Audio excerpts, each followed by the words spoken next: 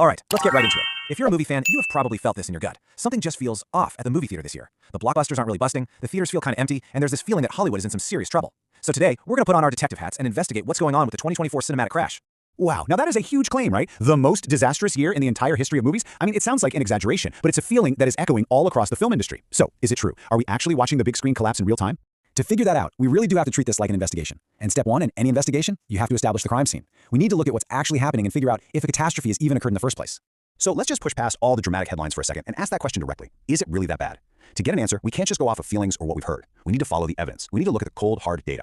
And that brings us to section 2, the evidence. This is where we get into the forensics of it all. We're going to follow the money, we're going to look at the ratings, and we're going to see what the numbers are actually telling us about movies in 2024. And wow, this first piece of evidence it's a bombshell. The box office numbers for the first half of 2024 are in an absolute freefall. Seriously, we are seeing numbers this low for the first time in over 20 years, not counting the pandemic. The money, it's just gone.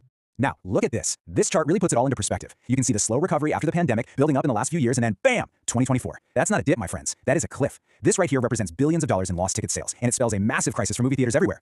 But here's the thing, it's not just about the money. The money is a symptom. The real issue might be the movies themselves. I mean, look at this chart. A huge slice of the films that came out this year were met with meh or just plain bad reactions. It seems like people aren't just staying home. They're leaving the theater feeling let down, like they've seen the same old sequel or superhero movie one too many times.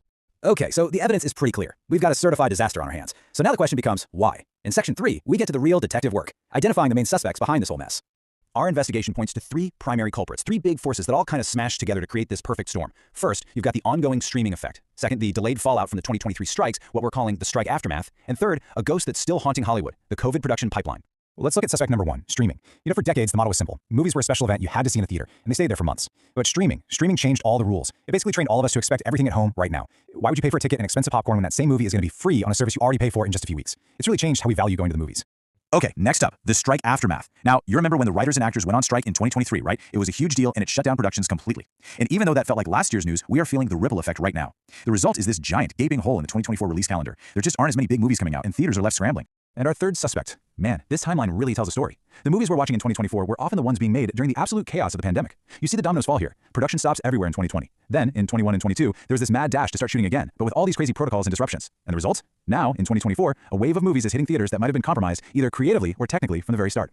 So we've gone through the evidence, we've lined up the suspects. What happens now? Where do we go from here? Let's move on to our final section. Are we just watching a total collapse, or is there a path to recovery? Well, from what the experts are saying, it looks like the industry is about to make a huge pivot. The whole era of betting the farm on these $300 million blockbusters, which, let's be honest, have been super risky, that might be ending. Instead, we could see a comeback for those mid-budget movies. You know, the dramas, the comedies, the thrillers that don't need to be a global sensation to make a profit. And get ready for some experiments with ticket prices too, all in an effort to get people back in those seats. So, what would a real recovery even look like? Well, here's a potential roadmap. First, studios have to rebuild our trust in the theatrical window, guaranteeing a movie will be only in theaters for a good while, say 45 days.